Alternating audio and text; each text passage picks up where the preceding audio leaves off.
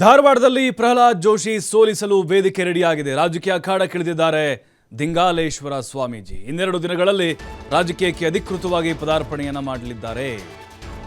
ಇವರಿಗೆ ಧಾರವಾಡದಲ್ಲಿ ಶತಾಯಗತಾಯ ಪ್ರಹ್ಲಾದ್ ಜೋಶಿ ಅವರನ್ನ ಕಟ್ಟಿ ಹಾಕಬೇಕು ಅನ್ನೋದು ಇವರ ಉದ್ದೇಶ.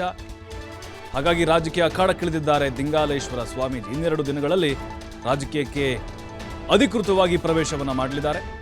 ದಿಂಗಾಲೇಶ್ವರ ಸ್ವಾಮೀಜಿ ರಾಜಕಾರಣಕ್ಕೆ ಬರದಂತೆ ಜೋಶಿ ನಿರಂತರವಾಗಿ ಪ್ರಯತ್ನ ಪಡ್ತಿದ್ದಾರೆ. ಬಿಎಸ್ವೈ ಸೇರಿ ಲಿಂಗಾಯತರ ಮೂಲಕ ಜೋಶಿ ಶತ ಪ್ರಯತ್ನವನ್ನ ಮಾಡ್ತಿದ್ದಾರೆ. ಎಷ್ಟೇ ಪ್ರಯತ್ನ ಮಾಡಿದರೂ ಕೂಡ ಕಣದಿಂದ ಹಿಂದೆ ಸರಿತಾ ಇಲ್ಲ.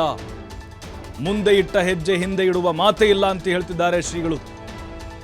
ನೋಡಿ, ಯಾಕೆಂದ್ರೆ ಅಲ್ಲಿ ಲಿಂಗಾಯತರ ಕಡೆಗಣನೆ ಆಗ್ತಾ ಇದೆ ಅಂತ ಹೇಳಿ 4 ಬಾರಿ ಗೆದ್ದರೂ ಕೂಡ ಹೊಸಬರಿಗೆ ಅವಕಾಶ ಮಾಡಿಕೊಡುವಂತಹ ಆಲೋಚನೆಗಳನ್ನು ಅವರು ಮಾಡಿಲ್ಲ ಅನ್ನೋದು.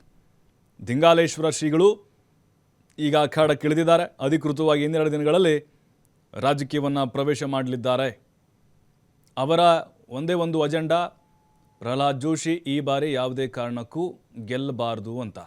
ನೋಡಿ, ಅವ್ರಿಗೂ ಕೂಡ ಈಗ ಸೋಲಿನ ಭಯ ಶುರುವಾಗಿರ್ಬೋದು. ಹಾಗಾಗಿ ಈಗ ಬೇರೆ ಬೇರೆ ಸಮುದಾಯಗಳ ಸಭೆಗಳನ್ನು ಕೂಡ ಕರೀತಾ ಇದ್ದಾರೆ, ಚರ್ಚೆನ ಮಾಡ್ತಿದ್ದಾರೆ, ವಿಶ್ವಾಸಕ್ಕೆ ತೆಗೆದುಕೊಳ್ತಾ ಇದ್ದಾರೆ.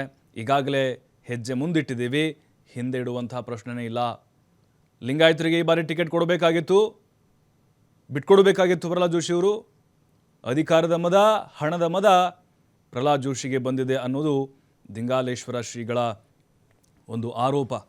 ಹಾಗಾಗಿನೇ ಅಲ್ಲಿ ನೋಡಿ, ಎಲ್ಲ ಲಿಂಗಾಯತರನ್ನು ಒಟ್ಟುಗೂಡಿಸಿ ಸಭೆಗಳನ್ನು ಮಾಡಿ ಅವರ ವಿರುದ್ಧ ಈ ಬಾರಿ ನಾವು ಕೆಲಸ ಮಾಡಬೇಕು ಅಂದರೆ ಮತಗಳು ಲಿಂಗಾಯತರು ಸಪೋರ್ಟ್ ಮಾಡಬಾರ್ದು. ಅವ್ರಿಗೆ ನಮ್ಮಲ್ಲಿ ಸಾಕಷ್ಟು ಜನ ಆಕಾಂಕ್ಷಿಗಳಿದ್ದರು, ಅವ್ರಿಗೆ ಯಾರಿಗೇ ಒಬ್ಬರಿಗೆ ಬಿಟ್ಕೊಡ್ಬೋದಾಗಿತ್ತು. ಆದರೆ ಜೋಶಿ ಹಾಗೆ ಮಾಡಲಿಲ್ಲ.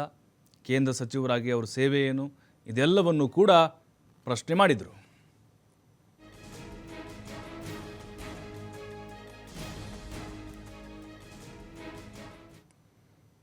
ಇದೇ ವಿಚಾರಕ್ಕೆ ಸಂಬಂಧಪಟ್ಟಂತೆ ನಮ್ಮ ಪ್ರತಿನಿಧಿ ಯಲ್ಲಪ್ಪ ಒಂದು ಮಾಕ್ ಲೈವ್ ಕೊಟ್ಟಿದ್ದಾರೆ, ನೋಡೋಣ.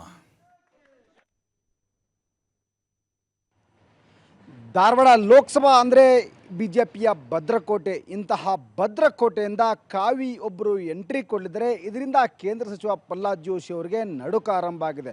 ಕಳೆದ 1 ವರ್ಷದಿಂದ, ಕಳೆದ ವಿಧಾನಸಭೆ ಚುನಾವಣೆಯ ನಂತರ ಇಲ್ಲಿ ಅಂದರೆ ಕೇಂದ್ರ ಸಚಿವ ಪ್ರಹ್ಲಾದ್ ಜೋಶಿ ಅವರಿಗೆ ಧಾರವಾಡ ಲೋಕಸಭಾ ಕ್ಷೇತ್ರದಲ್ಲಿ ಒಂದು ವಿರೋಧಿ ಅಲೆ ಇಲ್ಲಿ ಸೃಷ್ಟಿಯಾಯಿತು. ಅದು ಏನು ಅಂದರೆ ಲಿಂಗಾಯತ ವಿರೋಧಿ ಅಂತೇಳಿ. ಲಿಂಗಾಯತ ವಿರೋಧಿ ಅಂತೇಳಿ ಏನು ಹಣೆಪಟ್ಟಿ ಪಡೆದುಕೊಂಡಂತಹ ಪ್ರಹ್ಲಾದ್ ಜೋಶಿ ಅವರ ವಿರುದ್ಧ ಇಲ್ಲಿ ಅಂದರೆ ಲಿಂಗಾಯತರು ಕತ್ತಿ ಮಸಿತಾ ಇದ್ರು. ಅಷ್ಟೇ ಸಹಿತ ನೇರವಾಗಿ ದೇಶದ ಪ್ರಧಾನಿ ನರೇಂದ್ರ ಮೋದಿ ಅವರಿಗೆ ಒಂದು ಟ್ವೀಟ್ ಮಾಡಿದರು.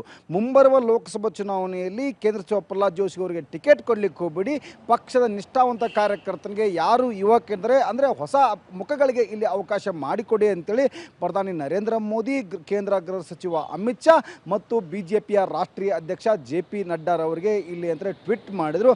ಇದು ಕೇವಲ ಟ್ವೀಟ್ 1 ವರ್ಷದಿಂದ ಇಲ್ಲಿ ಅಂದರೆ ಸಾಕಷ್ಟು ಬಾರಿ ಟ್ವೀಟ್ ಮಾಡಿದ ಬೆನ್ನಲ್ಲೇ ಇಲ್ಲಿ ಅಂತಂದರೆ ಅಷ್ಟಾದರೂ ಕೇಂದ್ರ ಸರ್ಕಾರ ಈ ಬಗ್ಗೆ ಅಂದರೆ ಬಿಜೆಪಿ ಹೈಕಮಾಂಡ್ ಈ ಬಗ್ಗೆ ತಲೆ ಕೆಡಿಸಿನೇ ಕೊಳ್ಳಲ್ಲ.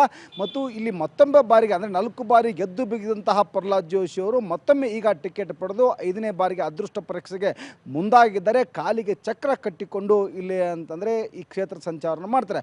ಅವರ ಓಟಕ್ಕೆ ಬ್ರೇಕ್ ಹಾಕಬೇಕು ಅಂತೇಳಿ ದಿಂಗಾಲೇಶ್ವರ ಸ್ವಾಮಿಗಳು ತೀರ್ಮಾನ ಮಾಡಿದರೆ ಗದಗ ಜಿಲ್ಲೆಯ ಸಿರಟ್ಟಿಯ ಒಂದು ಫಕೀರೇಶ್ವರ ಮಠ ಅಂದರೆ ಭಾವೈಕ್ಯತೆ ಸಂಸ್ಥಾನ ಮಠ ಏನಿದೆ, ಆ ಮಠದ ಸ್ವಾಮೀಜಿಗಳು ದಿಂಗಾಲೇಶ್ವರ ಸರಿ ಅವರು ಇಲ್ಲಿ ಅಂದರೆ ಕಳೆದ 1 ವಾರದಿಂದ ಇಲ್ಲಿ ಅಂದರೆ ಮೇಲಿಂದ ಮೇಲೆ ಸಭೆಗಳನ್ನು ಮಾಡ್ತಾ ಇದ್ದಾರೆ. ಸಭೆಗಳನ್ನು ಮಾಡಿ 2 ಬಾರಿ ಇಲ್ಲಿ ಅಂದರೆ ಸುದ್ದಿಗೋಷ್ಠಿ ನಡೆಸ್ತಾರೆ. ಆ ಸುದ್ದಿಗೋಷ್ಠಿ ಮುಖಾಂತರ ಒಂದು ಸಂದೇಶವನ್ನು ಮಾಡ್ತಾರೆ. ಅದು ಬಿಜೆಪಿಯ ಹೈಕಮಾಂಡ್ಗೆ. ಇಲ್ಲಿ ಕೇಂದ್ರ ಸಚಿವ ಪ್ರಹ್ಲಾದ್ ಜೋಶಿ ಅವರಿಗೆ ಕ್ಷೇತ್ರ ಬದಲಾವಣೆ ಮಾಡಿ ಇಲ್ಲಿ ಸೂಕ್ತ ಅಭ್ಯರ್ಥಿನ ಆಯ್ಕೆ ಅಂತೇಳಿ. ಇಷ್ಟಾದರೂ ಬಿಜೆಪಿ ಹೈಕಮಾಂಡ್ ಅದರ ಬಗ್ಗೆ ತೆರಿನೇ ಕೆಡಿಸಿಕೊಳ್ಳಿಲ್ಲ.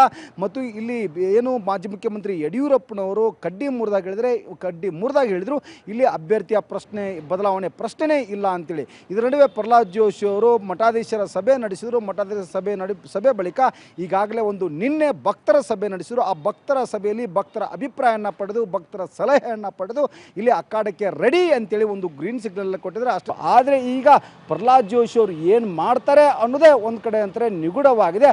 ಆದರೆ ಏನೇ ಆಗಲಿ ಪ್ರಹ್ಲಾದ್ ಜೋಶಿ ಅವರಿಗೆ ಒಂದು ದೊಡ್ಡದಂತಹ ಭಯ ಇಲ್ಲಿ ದಿಂಗಾಲೇಶ್ವರ ಶ್ರೀಗಳು ಹುಟ್ಟಿಸಿದ್ದಾರೆ.